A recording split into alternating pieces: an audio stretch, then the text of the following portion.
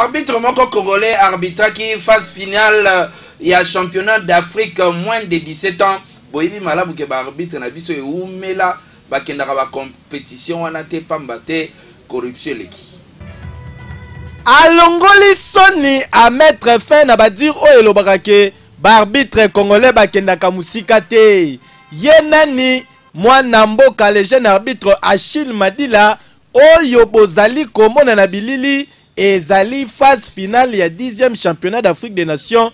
Ya ba moins de 17 ans oyo opozaki Gabon na Botswana na mboka ya Maroc. Na retour na ye esalaki esengo na barbitre congolais basanganaki po basepela elongo na Achille Madila oyo akomi arbitre international. Na kotondo nzambe la presse et la population congolaise et le baka toujours que l'arbitre congolais bayibi na bango et le côté mais l'arbitre congolais bayebaka problème que information nous en essayons mingi na leki oyo aye na ciment nous avons sali grâce que lelo à se retrouver dans phase finale ya CAN